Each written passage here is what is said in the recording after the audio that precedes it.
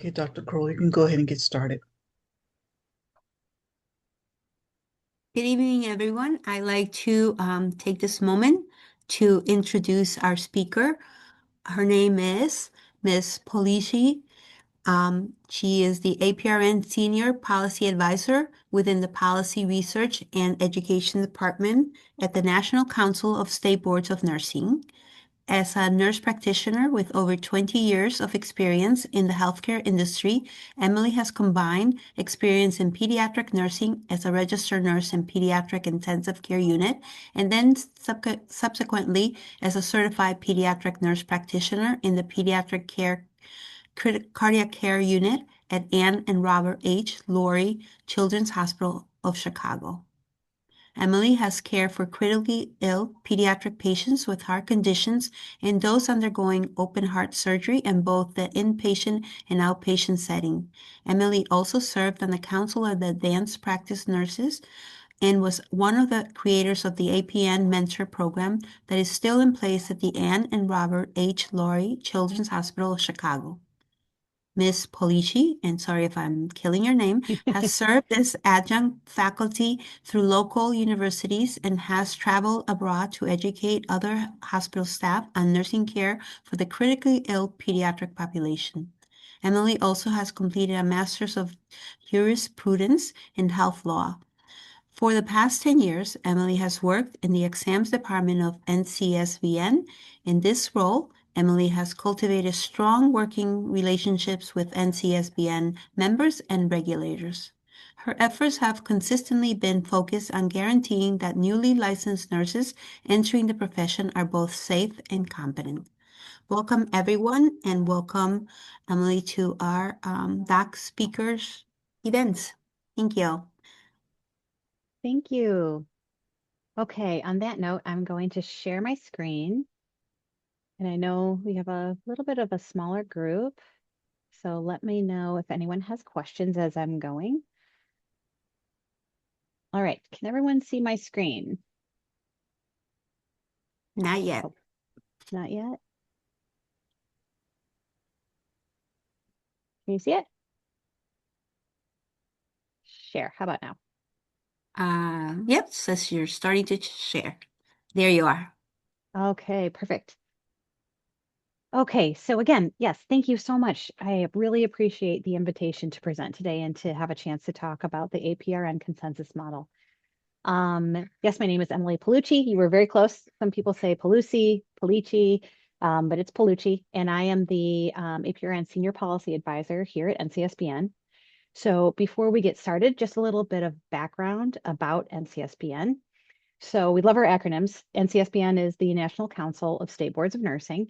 We are a nonprofit organization whose members are boards of nursing from every state, U.S. territories, and the District of Columbia, who all work together to ensure public protection. NCSBN is often primarily thought of in terms of the NCLEX, which I did work for since 2016 up until just last year. But in addition to what we do with the NCLEX, NCSBN provides support for the boards of nursing in a variety of different ways. So we have resources that are available not only to our members who are the boards of nursing, but also to the public. All of our resources pertain to nursing regulation, the NCLEX, research, and legislation, things like that, that are all available on our website at ncsbn.org. We have a publication that is focused on topics that are related to nursing regulation, and it's called the JNR, or the Journal of Nursing Regulation. We offer courses to educate nurses as well as others who are interested in learning more about nursing regulation. That is through our educational program that's called ICRS, or the International Center for Regulatory Scholarship. I believe in this year we are changing that name, but everything is still, all of this that I'm talking about is found on ncsbn.org. So, a couple objectives that we are going to describe the key elements of the consensus model, as well as evaluate the significance of the consensus model implementation on APRN practice. I have no disclosures. Okay, so as you all know, each board of nursing regulates APRN practice within their state. Their primary mission is like that of most other states, which is public protection, same as NCSBN. The consensus model identifies the Board of Nursing as the sole body which regulates practice for all 4 of the APRN roles. However, in some states, APRNs are jointly regulated under the Board of Nursing as well as like another regulatory body such as the Board of Medicine. Authority to practice as an APRN is established in their state statutes, typically in the Nurse Practice Act. So in other words, legislators determine the scope of practice and other regulatory requirements for nursing and other licensed professionals. For most states to adopt the elements of the consensus model, the legislature must pass a bill, which is then signed into law by their governor.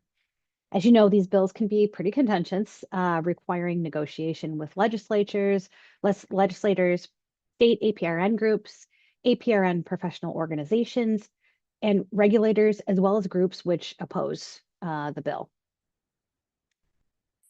So just a little history. Prior to the release of the consensus model, each state independently determined the APRN legal scope of practice, the criteria for entry into practice, and how competence was determined. APRN regulation varied tremendously across the United States.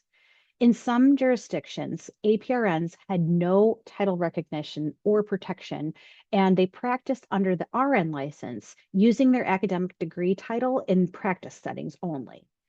Many jurisdictions did not even require a graduate degree for advanced practice, and many did not require national certification. So there was nothing to establish entry-level competency or continued competence. There was also no defined APRN scope of practice in statute, but only that of the RN. So only RN scope was defined in Nurse Practice Acts and statute. In 2021, the National Academy of Medicine released the Future of Nursing 2020 to 2030 report, which called for removing restrictive policies and regulations that create barriers to nurses practicing to the full extent of their education and experience. The recommendations advanced by the National Academy of Medicine in this report support ongoing advocacy efforts to advance the consensus model. So now we come to 2008. So this landmark framework represented the first regulatory model developed through the collaborative effort of APRN stakeholders, including those of educators, regulators, certifying bodies, program accreditors, and representatives of APRN professional organizations. The release of the consensus model coincided with a time of fundamental healthcare reform in the United States, in particular, the Affordable Care Act. Establishing these regulatory standards provided policymakers with clarity about the APRN role as well as their scope of practice. The model defines APRN practice, it describes the APRN regulatory model, identifies the titles to be used, defines specialty, and presents strategies for implementation. So the consensus model was released in 2008, and it was endorsed by nearly 50 organizations across the nursing community. The model profoundly impacted the profession by identifying the 4 APRN roles, the 6 population focus areas, which education programs, national certifiers, program accreditors, and boards of nursing would align with. APRN roles were created by academic programs and nursing regulatory bodies before this time. So what encompasses the consensus model? There are 4 main pillars. You may be familiar with the acronym LACE, which refers to licensure, accreditation, certification, and education. So licensure, as you can see on the slide, is the granting of authority to practice. Accreditation is the formal review and approval by a recognized agency of educational degree or certification programs in nursing or nursing-related programs. Then certification is the formal recognition of the knowledge, skills, and experience demonstrated by the achievement of standards identified by the profession. And then education is the formal preparation of APRNs in graduate degree granting or post-grad certificate programs. So within the consensus model, you can think of it as 7 main elements. So the first is the advanced practice or APRN, a registered nurse title. Then there are recognition of the 4 advanced practice roles, the certified nurse midwife or the CNM, the certified nurse practitioner, CNP, the clinical nurse specialist, CNS, and then the certified registered nurse anesthetist or CRNA. Then there's licensure. That's the regulatory mechanism for granting authority to practice as an APRN. education in an accredited graduate degree, or like I said, the postgraduate certification program, and national certification in a role and population focus area, which aligns with the APRN's education. APRNs are licensed independent practitioners under the consensus model and are required to practice within the standards of the licensing body without a regulatory requirement for collaboration, supervision, or direction. So it calls for full practice authority. And finally, the consensus model provides for independent prescriptive authority. So this framework promotes patient protection through uniformity of requirements for education, accreditation, certification, and regulation, as well as increases access to care provided by APRNs through independent practice and prescribing authority, as well as license portability through regulatory uniformity across the profession and their jurisdictions. So, excuse me, it has been 18 years since its release, and still to date, not all states have adopted every element of the model in its entirety. So as of 2021, there were 18 US jurisdictions that have fully aligned with all of the sub-elements that we were just talking about across all 4 of the APRN roles. That may not sound like a lot, but that is significant progress. Some other states have adopted different pieces of the consensus model, but not in its entirety. So let's talk about some of the practical aspects of the model and how they impact APRN practice. So once the APRN title is included in statute, it is protected. So this means only those who have met the criteria for licensure as an APRN may use it, just the same as the RN title. Why is one single title important? Well, the biggest reason is patient safety. When an APRN introduces themselves to a patient, no matter what jurisdiction or practice setting they are in, they should know the APRN title identifies you as an individual who has met all of those necessary standard requirements to provide care safely as an advanced practice registered nurse. So these are the 4 roles. So all 4 roles are actually not recognized as APRNs in every state. So for example, some states only recognize the psych mental health clinical nurse specialist, but not clinical nurse specialists overall. And a couple states do not recognize CRNAs as an APRN. They are a separate, different entity. So even that, there are still barriers in some states that exist based on what role of APRN they are. So the consensus model provides for the future emergence of new APRN roles or population focus based on changing needs within the healthcare environment. In order to be considered a new APRN role, the role would need to meet 2 primary criteria. So first, the role must encompass a unique or significantly differentiated set of competencies from any of the other APRN roles, as well as the scope of practice within the role or population focus is not entirely subsumed within one of the other roles. The model was intended to provide a basic regulatory framework, kind of like the US Constitution, but with the possibility of amendments over time. So currently to date, there have not been any revisions to the consensus model. Now, that being said, there are 2 groups right now that are in the process of introducing both a new population focus as well as a new role delineation. The first group is the emergency nurse practitioners who are putting forth emergency care as a population focus. So this would be brand new. And then the second group is actually looking at adding a delineation of acute care across the lifespan. So right now we have primary care across the lifespan. This would be a different delineation, and it would be acute care across the lifespan. So each of these groups is moving forward with presenting their information to something called the LACE network, which we'll get into in a minute, for consideration. And then the LACE network steering committee and work groups look at that information and decide how to proceed. So moving into education, according to the consensus model, APRN education must be in one of those 4 roles and in one of the 6 population focus areas, such as adult gerontology, what I just mentioned, which was family across the lifespan, pediatrics, neonatology, psych mental health, and then women's health and gender related. So as you know, both the adult gerontology and the pediatric population foci are further delineated as either you go into primary care or you go into acute care. So those are what we call delineations. And then the new information, the new delineation that's being put forward is that acute care across the lifespan versus what we already have, which is the family across the lifespan.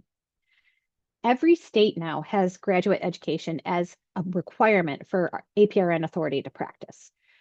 You are probably aware, especially this group, a number of APRN organizations have advocated for the DNP, the Doctor of Nursing Practice, to serve as the entry level for APRNs. This is still a primary goal of NOMF, which is the National Organization of Nurse Practitioner Faculty. Currently, the majority of matriculating APRN students continue to be at the master's level. However, there is significant growth in the number of DNP programs. And according to a study that's entitled The State of the Doctor of Nursing Practice in 2022, this was by AACN, the American Association of Colleges of Nursing, it was found that there has been an increase in the number of DNP programs as well as the number of enrolled students every year since the inaugural DNP programs in 2005. So, for example, the researchers found that the number of DNP programs increased from 156 in 2010 to 384 in 2020.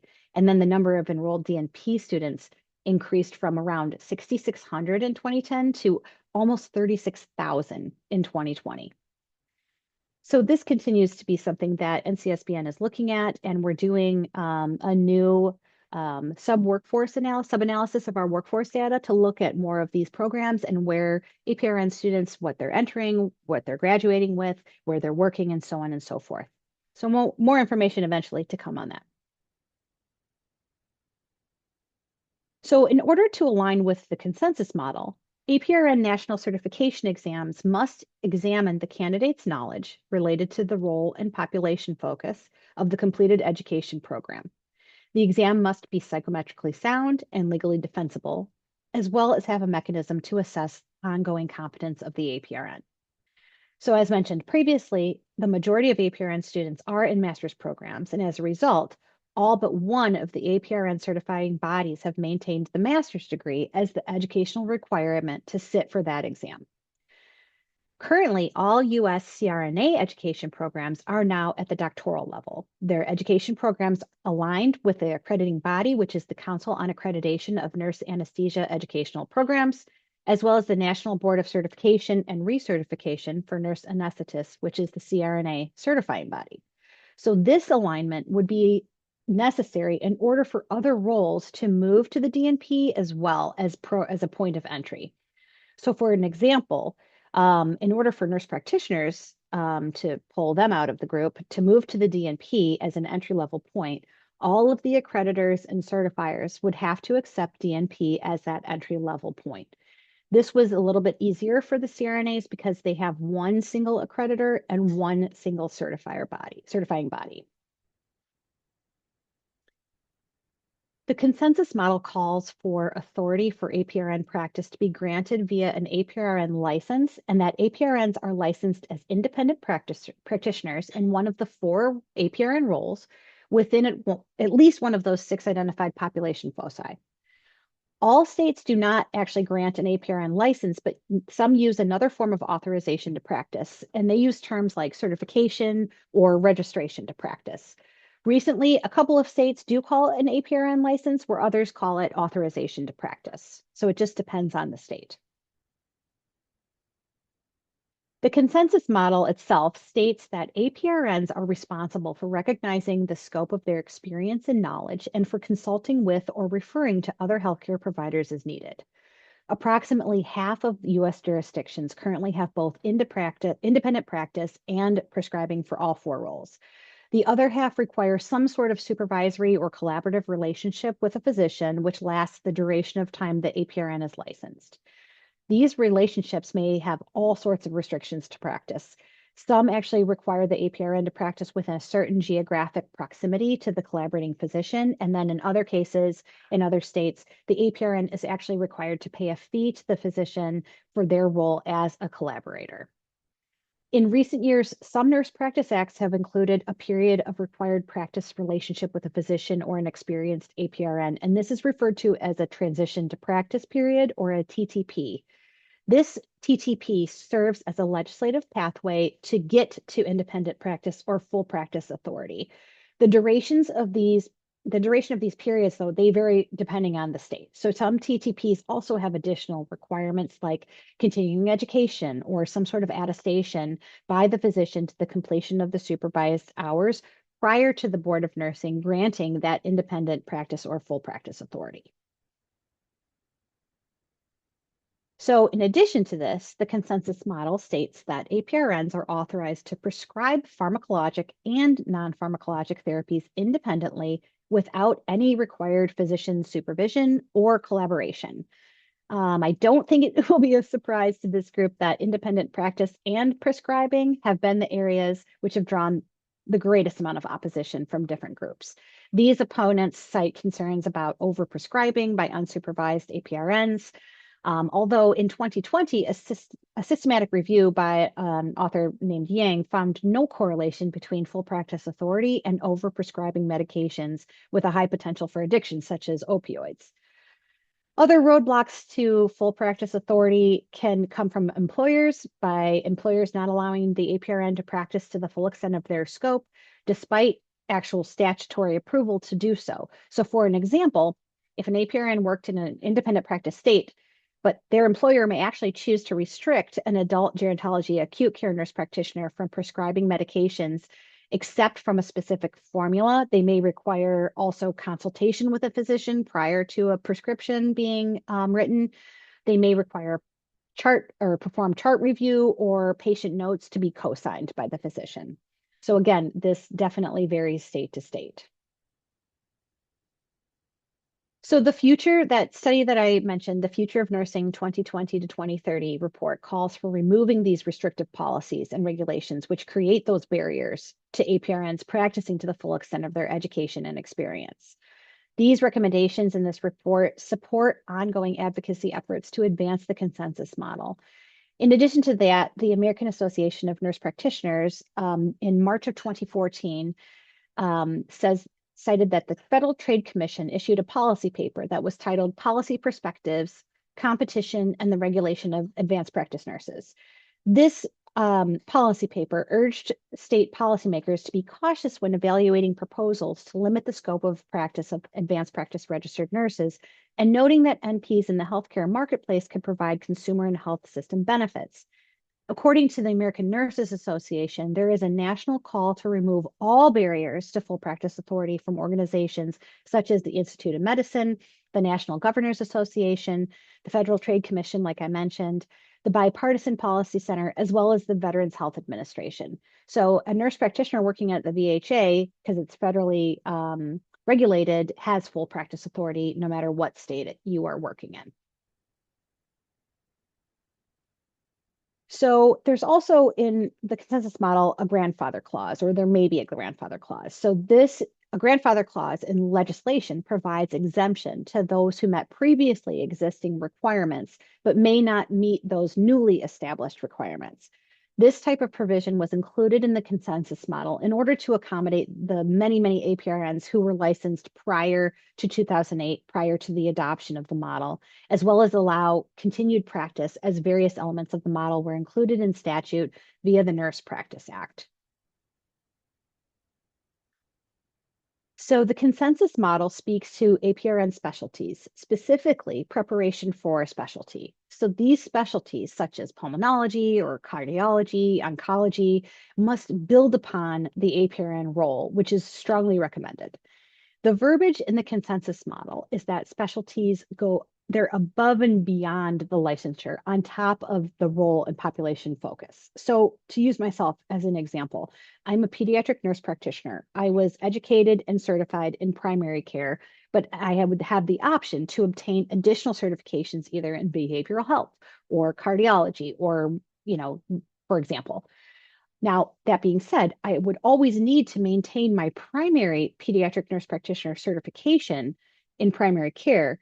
And then any additional specialty certification would be above and beyond that. So it's not like you could practice with just a specialty certification, if that makes sense. So here's the LACE network that I had mentioned earlier. The consensus model called for the creation of a formal, ongoing communication mechanism that provides for transparent and aligned communication among the identified entities. It was established as a means for ongoing discussion on the consensus model. Members include regulatory organizations that represent APRN licensure, accreditation, certification, education, as well as professional role groups.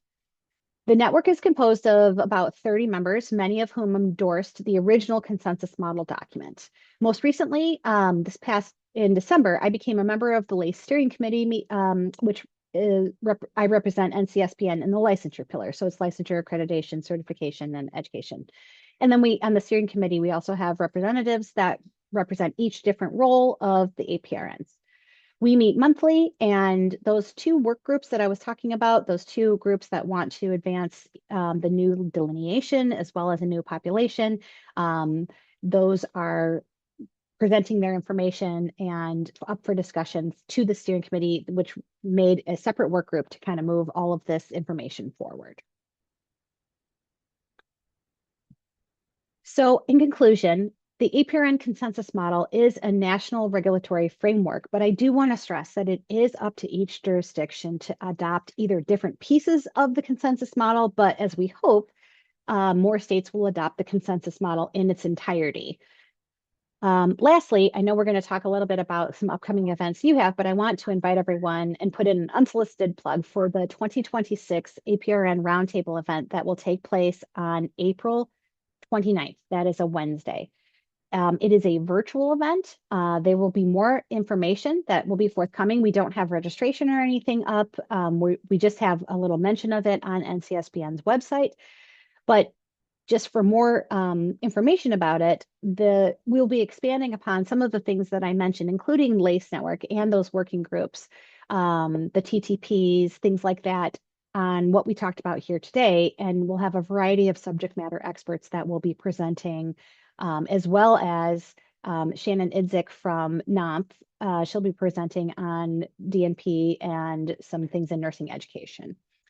So again, I want to thank you very much for your time this evening to listen to me speak on the consensus model. And I know we have a smaller group, but I would like to open it up for any questions, and I can stop sharing my screen. Thank you so much. Please feel free to unmute and ask your question, or if you want, you can write it in the chat box and I will read it. Hello, this is Michael. Hi, Michael. How you doing? I just want to say thank you. Just for sharing this, just because, I mean, interestingly enough, sometimes we get so for at least for me, I don't know anybody else, but the basics, we kind of just get so used to the basics being the basics, and we kind of forget about it. And, I did a panel recently on, this whole discussion on what professional degrees is and what professionalism. And it had me circling back to talking to people with the MBAs and other professions about like the APRN consensus and like this framework that we operate on it. And I even found myself like, what's that again? Like, it had me going, sometimes you have to revisit the fundamentals and the foundation. That way, when you're communicating, and even in this talk about, you mentioned, full practice authority. I'm in Texas. All these things come down to these fundamental things that I think sometimes as professional and after years and years, you kind of take for granted. So I think your presentation was spot on because it's a revisit to the things that we're rooted in. And so thank you for that. Oh, thank you for your comments. I appreciate that. I refer to myself as pre-consensus model trained, and I use myself as an example because, like I mentioned, I went to school. I was in pediatric primary care, but I was working in the hospital here in Chicago as in the PICU. So I was working in intensive care. And so when I graduated, I continued to work in intensive care as a nurse practitioner. And they just grandfathered me in because I already had sort of intensive care training, even though I didn't go to a specific acute care program. And so it just was interesting because that's not what the consensus model calls for. But at the time, no one really explained that to me and I didn't know. And also it was it hadn't even existed until 2008. And then our hospital just said, okay, now you're an APRN. And I was like, why are we changing? I thought I was just an NP. And, so it's interesting how things kind of evolved. But as you can see, there's still a lot of gaps that we need to come together on. And like I said, only 18 of all the different jurisdictions have adopted in entirety. So we're hoping that more and more, there's also confusion, rule confusion. What does an APRN do? What can we do? What can we not do? What's our scope of practice? So this provides more clarity with that as well. And I'm hoping that as we get better and share the word and spread the information more, that'll provide more clarity on there. But thank you. I appreciate your comments. Any other questions or comments or discussion? I think Christina. Good evening. Thank you so much for this presentation. It's just so timely in the times that we're in. I currently reside in Massachusetts, Okay. and we have full practice authority, but Mhm. there's stipulations to that. And I was a part of a healthcare policy where I had asked a question about full practice and some of the statutory language, Mhm. which wasn't congruent. And then just to state what you said too, there is a lack of knowledge with people that are not in the nursing field Yep. about Yeah. what APRNs do. I was a part of another. I go to Boston College. I went to a summit, and some of the students were like, "What's the difference between an RN and an advanced practice nurse?" Mhm. And I was like, "Thank you. I'll tell you." So I think it's our job to really educate and be educated too. So thank you so much for this education. And that's pretty much what I wanted to say. So thank you. Yeah, thank you. I appreciate it. When I was in my master's program that's the Master's of Jurisprudence, that was the health law degree. It was an online program, so there was people from all over, and it was a variety of nurses, nurse practitioners, doctors, um, clinical support, things like that, that were all in the program. And this physician, he was a hospitalist. I can't remember what state he was in. It was on the East Coast. And he just started going off about what's a nurse practitioner, and they're working and they're doing all these things that they shouldn't be doing, and so on and so forth. And me being a nurse practitioner on the call, I don't think he realized I was there. And I'm like, let me educate you on exactly what we can and cannot do, and so on and so forth. So it is lack of understanding as well. I think we have a question in the chat. How will the new Department of Education rules regarding professional degree status affect those who want to become APRN? That's a great, great question. So we have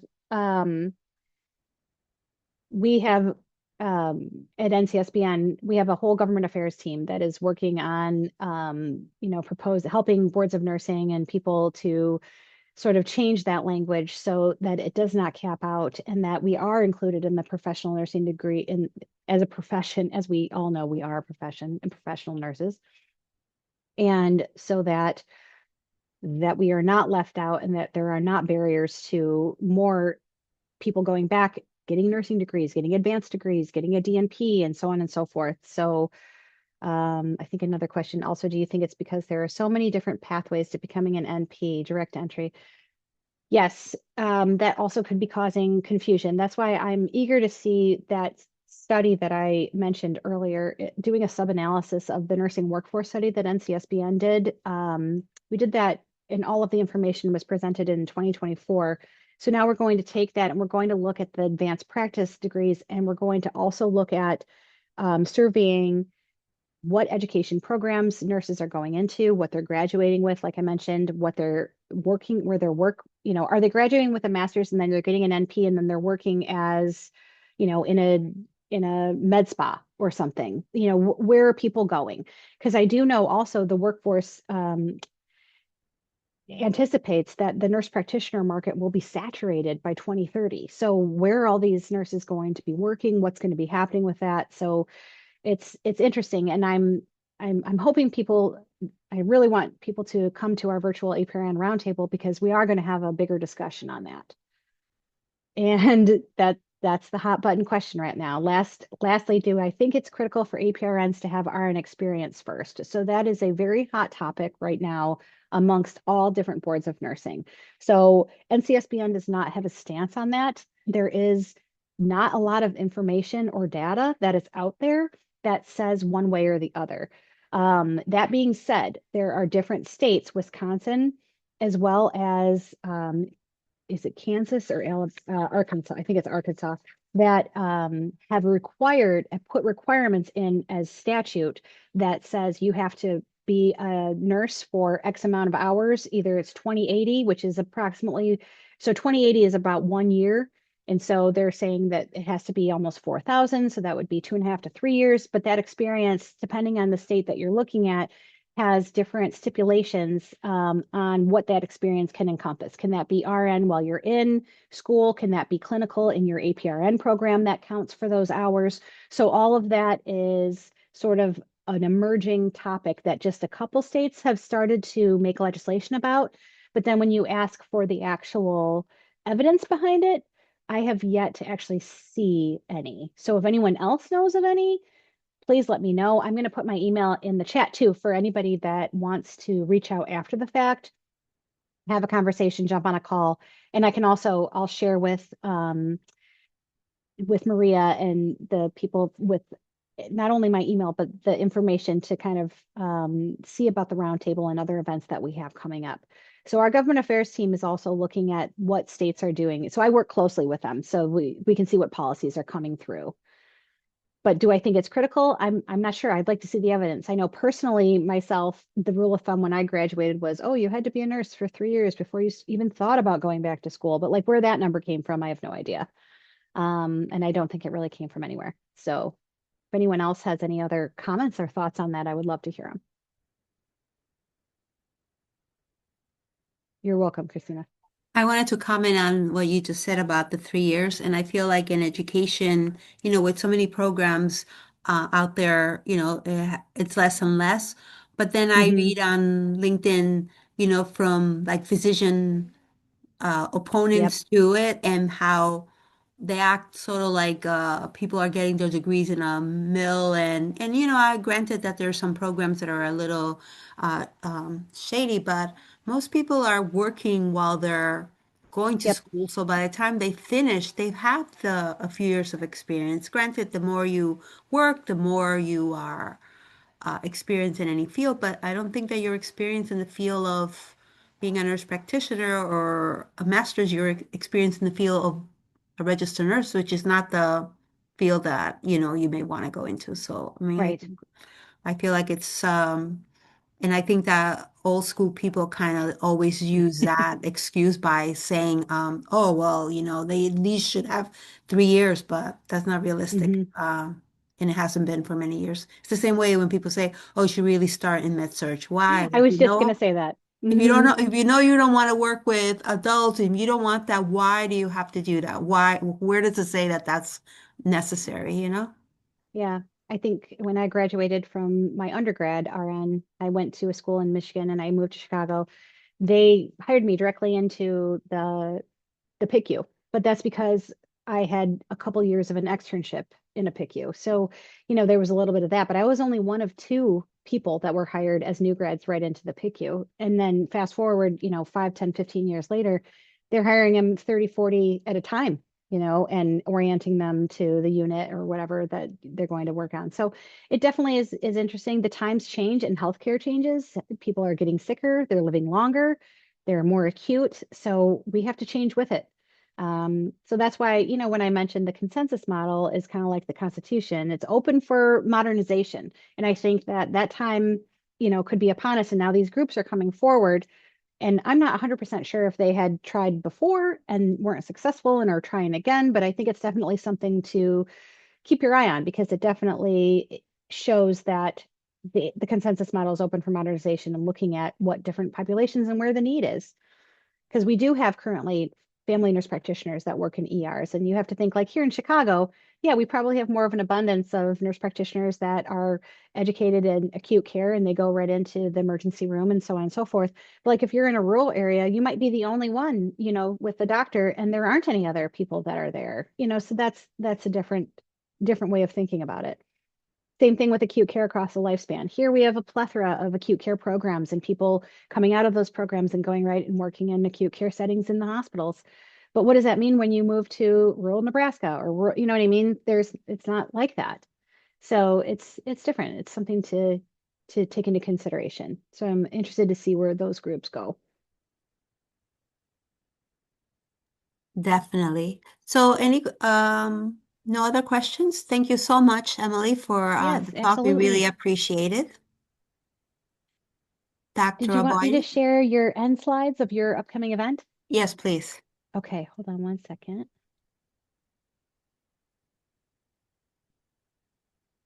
Okay, can everyone see that? Yes. We have a comment in the box. Dana Lee Hines says she is from North Carolina, and we do not have. Let me see. Oh, I missed it. Wait, where is it? Oh, she says. Oh, here we are. North We don't Carolina, we have don't full have full practice practice authority. authority. Yeah. Yes, so that's a really good. So Dana in the chat says, I'm in North Carolina. We don't have full practice authority. We have the doctor charging NPs $1,000 and collaborating with over 30,000, but about 30,000 a month. There is not, I'm not saying that this is what everyone should do, nor am I endorsing what this person did, but there's, I think it's Montana. I can't remember which exact state. Nurse practitioner is suing the state actually because of they are not full practice authority, and she has to pay her collaborating physician $50,000 to $60,000 a year when that person only reads, X amount of charts or visits X amount of times and so on and so forth. But that was what I was mentioning, that some states either they mandate that you have a collaborating physician. Some don't just get a collaborating physician, they have to pay a collaborating physician. So those are those barriers to that full practice authority. And then it becomes, like Dana, you're pointing out, becomes costly. It definitely becomes costly. There's other comments here.